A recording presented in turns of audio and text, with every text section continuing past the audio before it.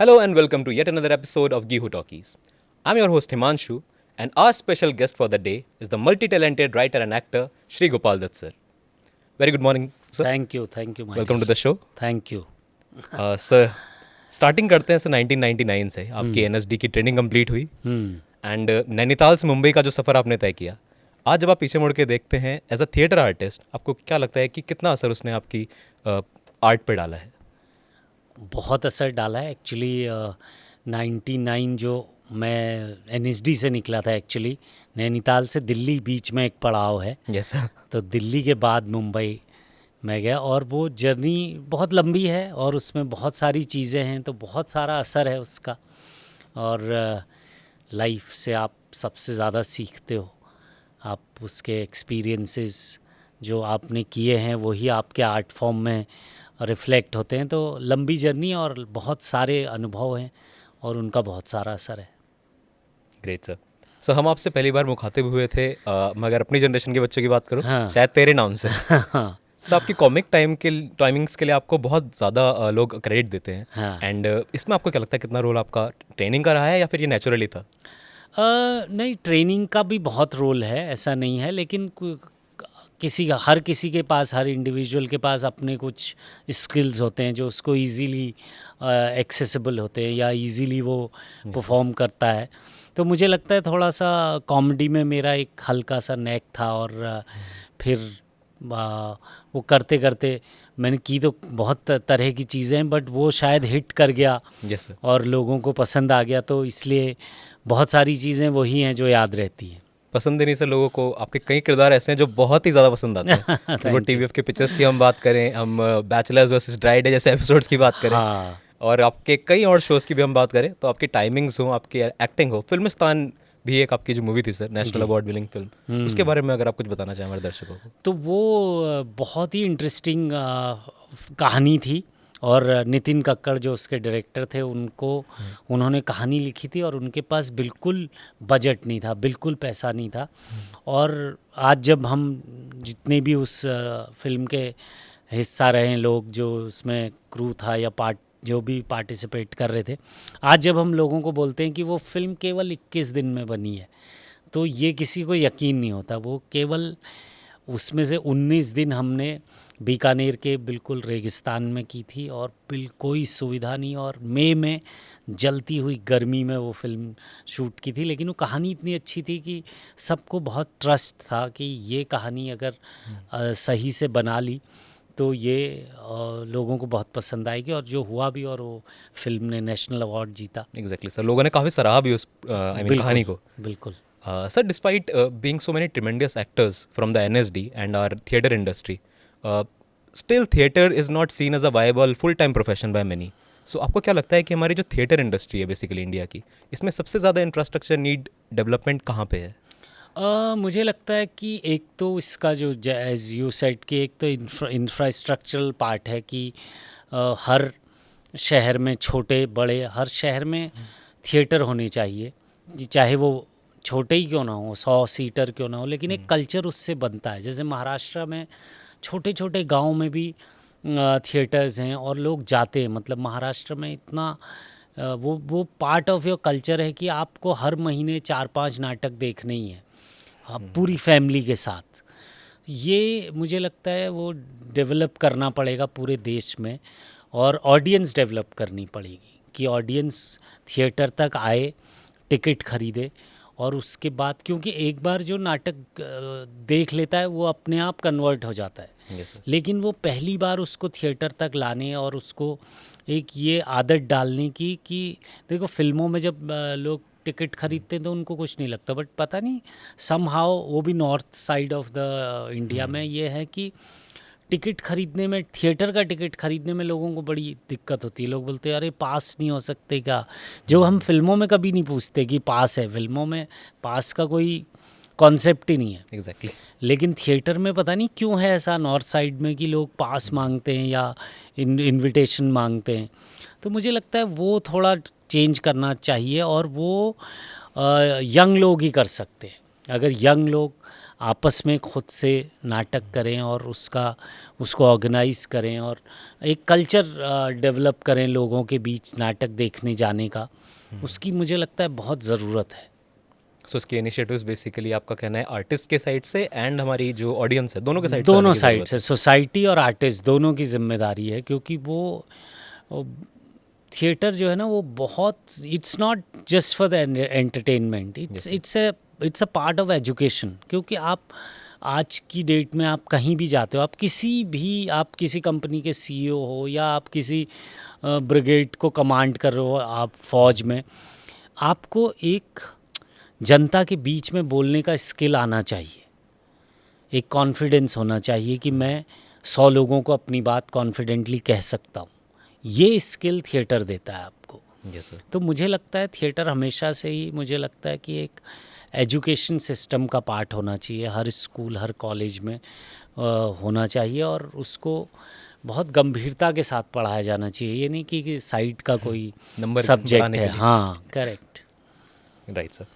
Sir TVF की अगर हम बात करें आपके जहाँ से मतलब हमने आपको यूथ ने देखना ज़्यादातर शुरू किया, देन उसके बाद आपकी मेन स्ट्रीम मीडिया की फिल्में भी हैं, साथ ही साथ वेब सीरीज़ भी हैं। सो आपने मल्टीमीडिया के ऑलमोस्ट हर आयाम पे काम किया है। आपके लिए सबसे ज़्यादा चैलेंजिंग क्या था इनमें से?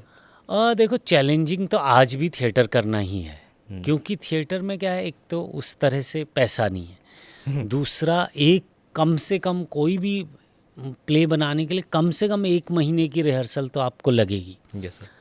आप 1 महीना लगातार जाओगे, एक टाइम निकालोगे, 4 घंटा 3 घंटा जो भी वो रिहर्सल करोगे, तो वो उस लिहाज से, और फिर उसमें उस तरह से पैसा उस तरह से नहीं मिलता जैसे आप कोई वेब सीरीज़ करते हो या कोई सिनेमा करते हो। उसमें आप एक दो बार स्क्रिप्ट पढ़ते हो और डायरेक्टर के साथ या क्रू के साथ या को एक्टर्स के साथ, उसके बाद आप सीधा शूट पे ही जाते हो यस सर। और सीधा शूट पे आप परफॉर्म करते हो। तो उस तरह से इतना टाइम भी नहीं देना है और उसका पैसा भी ज़्यादा है।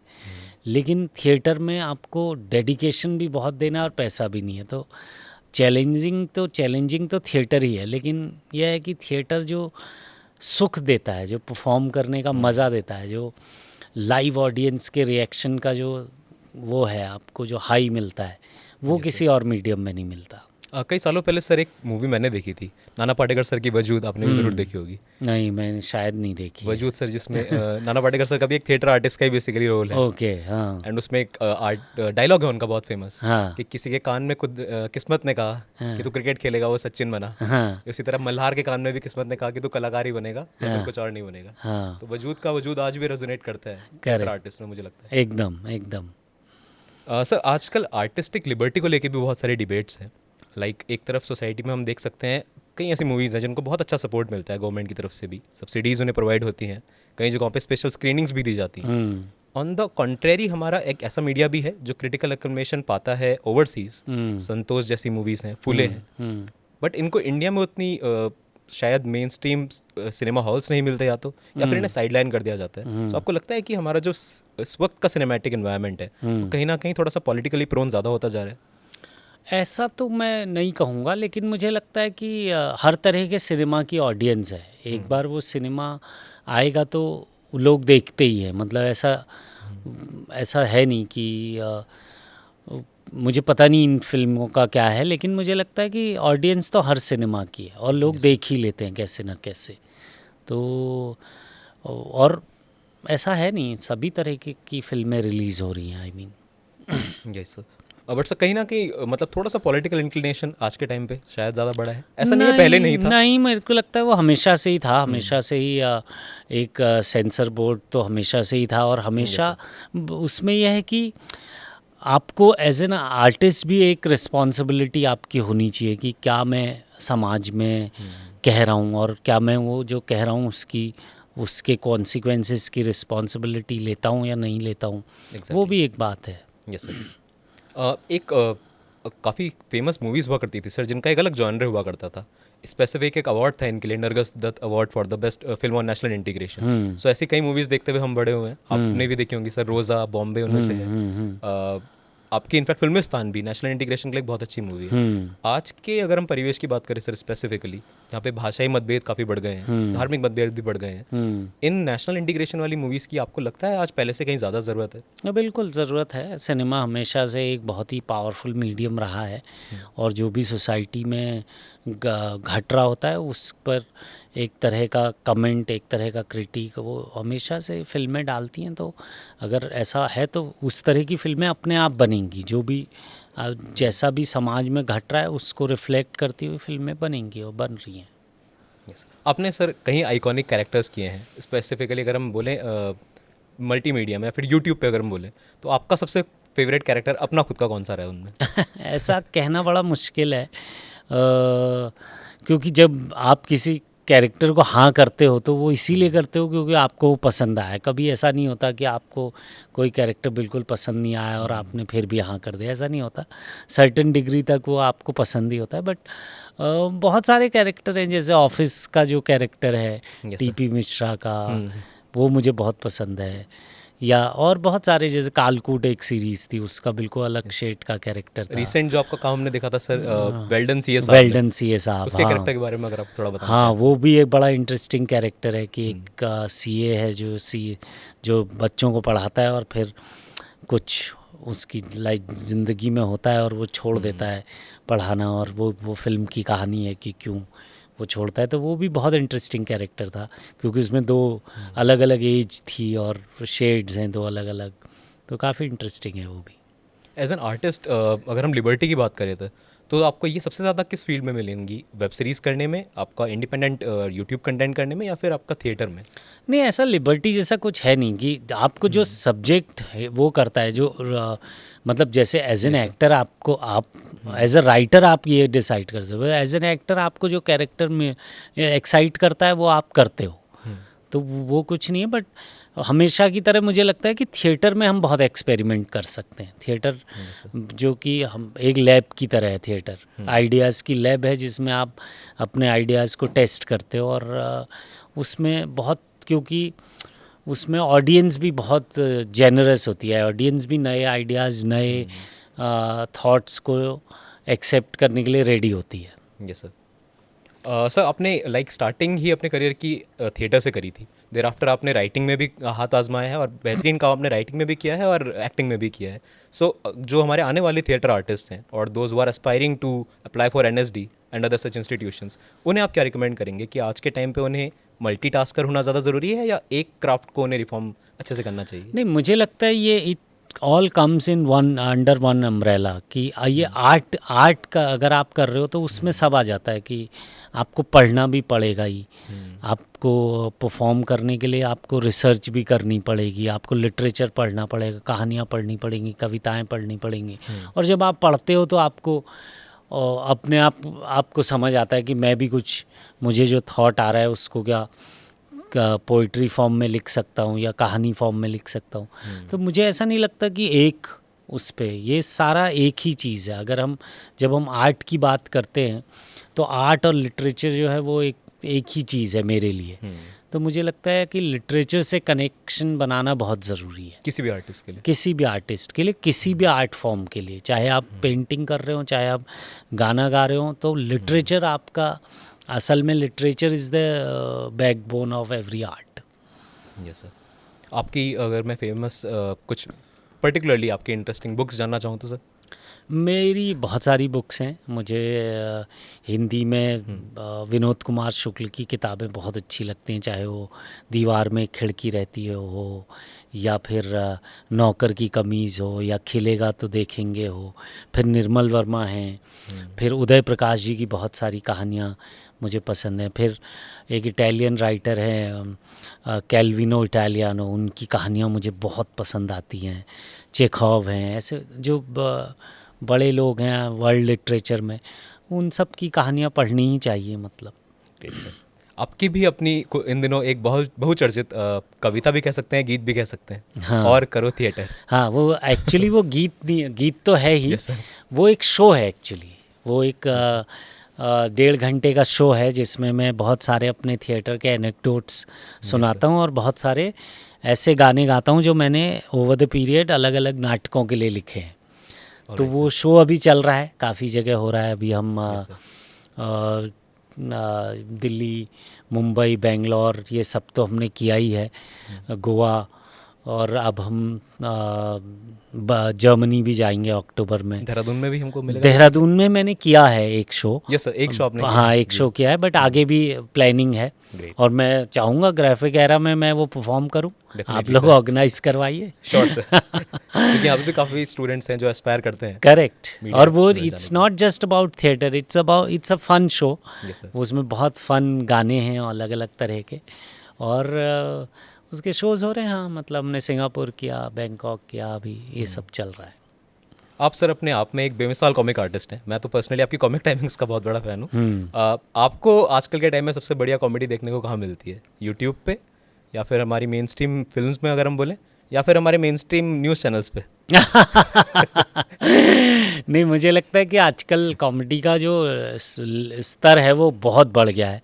जो बहुत सारे नए स्टैंड अप कॉमेडियंस आए हैं जो बहुत ही गज़ब का काम कर रहे हैं, और वो सब जगह से कंटेंट लेते हैं। वो न्यूज़ से भी कंटेंट लेते हैं, Yes, वो पॉलिटिकल सटायर भी है, पॉलिटिकल भी है, फिर वो आपके अपनी जो उनकी लाइफ है, जो कॉलेज लाइफ है, उसमें से बहुत सारा लेते हैं। तो मुझे यूट्यूब पे बहुत सारे इंटरेस्टिंग स्टैंड अप कॉमेडियंस मैं देखता हूँ और सुनता हूँ उनको। कुछ एक जो आपके पर्सनल पसंदीदा हो? मेरे पसंदीदा बहुत सारे हैं, जैसे जाकिर खान मेरे बहुत दोस्त भी हैं और बहुत पसंदीदा आर्टिस्ट भी हैं। फिर बस्सी है, बस्सी भी बहुत अच्छा, मेरे दोस्त भी हैं, और बहुत ही इंटरेस्टिंग है उनका भी जो ये है। उपमन्यु हैं, ऐसे बहुत सारे लोग हैं। यंग लोगों में कुल्लू है, आदित्य कुलश्रेष्ठ कुल्लू, ऐसे बहुत सारे लोग हैं जो इंटरेस्टिंग काम कर रहे हैं। Great sir. आपकी अभी अपनी पाइपलाइन में आने वाले टाइम में कौन से नए कंटेंट्स हैं सर, आने वाले दिनों में जिनमें हम आपको देख सकते हैं? हाँ, एक TVF की सीरीज़ भी है, Alright. और उसका नाम अभी क्या होगा चल रहा है, बट इट्स अबाउट इसरो, जो पूरा great. ये है चंद्रयान का जो स्टोरी है वो एक है। फिर एक फिल्म है जिसका थोड़ा हिस्सा यहाँ, एक्चुअली 2 फिल्में हैं जो देहरादून में ही शूट की हमने, देहरादून मसूरी। एक हिसाब नाम की फिल्म है विपुल शाह सर की, और एक हवाई फायर है जो आनंद एल राय उन्होंने प्रोड्यूस की है। वो भी शूटिंग हमने यहीं मसूरी में की थी। ग्रेट। हाँ, शूटिंग तो का एक्सपीरियंस कैसा रहता है सर देहरादून में? देहरादून में बहुत अच्छा रहता है। I think for the makers also it's very good कि वो लोग बहुत, यहाँ मेरे ख्याल गवर्नमेंट ने बहुत अच्छा सब सहज कर रखा है, बहुत इजी कर रखा है, परमिशंस और एवरीथिंग। तो अभी तो बहुत लोग प्लान कर रहे होते हैं कि उत्तराखंड में जाके शूट करते हैं, देहरादून में शूट करते हैं, मसूरी में करते हैं, तो अच्छी बात है ये। आपका तो सर अपना बचपन पूरा नैनीताल में बीता है। मेरा बचपन नैनीताल, भीमताल, इन लोकेशंस को भी आप सजेस्ट करते हैं अपने फ्रेंड्स को? हाँ हाँ बिल्कुल, और बहुत सारा कुछ हो भी रहा है नैनीताल भीमताल में, बहुत सारी शूटिंग्स हो रही हैं। सो सर आने वाले लेट्स से अगर हम 5 या 10 साल की बात करते हैं तो उत्तराखंड को एज अ फिल्म डेस्टिनेशन आप किस तरह से देखते हैं? मुझे लगता है कि यहाँ बहुत पोटेंशियल है, क्योंकि इतनी सीनिक ब्यूटी, इतने सारे लोकेशंस, इतने अलग अलग तरह की, कि आपको नदी चाहिए, नदी है, आपको पहाड़ चाहिए, पहाड़ है, जंगल चाहिए, जंगल है। ये इतना एक जगह सब कहीं नहीं मिलता, मतलब। और बिल्कुल एग्जॉटिक लोकेशंस हैं जो अभी तक एक्सपोज नहीं हुई हैं। तो उस लिहाज से आने वाले दिनों में मुझे लगता है, और बहुत सारी सब्सिडीज़ गवर्नमेंट दे रही हैं। Yes sir. तो मुझे लगता है उस लिहाज से आने वाले दिनों में बहुत बूम करेगा ये as a shooting destination. Great. And sir regional artist को भी इससे ऑब्वियसली, क्योंकि बहुत फ़ायदा होगा, क्योंकि जब कोई भी बड़ी फिल्म या बड़ी सीरीज़ जब शूट के लिए किसी लोकेशन पे जाते हैं, तो जो मेन कैरेक्टर्स हैं वो वहाँ से लेते हैं। बाकी जो सेकेंडरी कैरेक्टर हैं बट इम्पॉर्टेंट कैरेक्टर हैं, वो फिर वो लोकल आर्टिस्ट ढूंढते हैं। जैसे कई बार मुझसे लोगों ने पूछा है कि यार देहरादून में कोई थिएटर ग्रुप है क्या जहाँ से एक्टर्स लिए जा सकते हैं, क्योंकि वो मतलब उनकी लेंथ ज़रूर छोटी हो सकती है, बट वो इम्पॉर्टेंट कैरेक्टर्स होते हैं, और एक तरह की वो सीढ़ी बन सकते हैं किसी भी आर्टिस्ट के लिए, ज़्यादा डेप्थ में कनेक्ट करने के लिए। करेक्ट, और आगे बढ़ने के लिए कि Exactly. क्योंकि एक बार आपने किसी के साथ काम कर लिया, वो किसी को दिख गया, तो इट्स लाइक अ प्रूफ फिर आप उस काम से और लोगों को बता सकते हो कि I have already done this. So yes sir, great sir. So finally अगर आप आने वाले जनरेशन को as an artist and specifically as a Pahari Uttarakhandi कोई एक मैसेज देना चाहें? मैं यही मैसेज है कि आप लोग लगे रहो, और मेरा कहना है कि पढ़ाई बहुत ज़रूरी है, लिटरेचर पढ़ना चाहिए। वो आपको बहुत कुछ सिखाता है आर्ट के बारे में, जो आपको बाकियों से अलग कर सकता है। क्योंकि अगर आप कहानियाँ पढ़ेंगे, आप नॉवेल्स पढ़ेंगे, आप पेंटिंग्स के बारे में पढ़ेंगे, तो सिनेमा इन सब का कलेक्टिव फॉर्म है एक्चुअली। इस सिनेमा में सब यूज़ होता है ये, कि अगर आपको एक अच्छी कहानी कहनी आती है, आपको अच्छे, आप रोज़ पढ़ते हो, आपका डायलॉग बोलने की प्रैक्टिस है, तो वो आपको हेल्प ही करेगा कहीं ना कहीं। और फिर आपको एक अच्छी कहानी की समझ होगी, आप अपने कैरेक्टर, अगर कुछ जो भी कैरेक्टर्स मिले हैं आपको, वो उनको बेहतर समझ सकते हो, है ना। तो मुझे लगता है कि लिटरेचर से कनेक्ट होना बहुत ज़रूरी है। Yes sir. And sir for the aspiring artist like those who are planning to go for NSD, FTI, वही तो Yes, मैं sir. कह रहा हूँ कि लिटरेचर, हाँ, के अलावा पढ़ाई भी कुछ चीज़ें पढ़ो, जो कर सकते हैं? किताबें पढ़ो, कहानियाँ पढ़ो, जो बड़े साहित्यकार हैं, जो Yes, sir. बड़े प्ले राइट्स हैं, उनके नाटक, यही है। और Great, sir. Thank you so much, sir, for Thank you. giving your time to us. And for all your upcoming projects, we extend our heartfelt best wishes to you. Thank you दोस्त, Thank you so thank much for you, giving your time thank once you. again. All right, viewers, that's all for today's episode. If you liked it, please do share it with your friends and family. For more such content, do subscribe to the official YouTube channel of Gihu Talkies. I, Himanshu, take your leave. Until then, keep creating, keep aspiring. Have a nice day.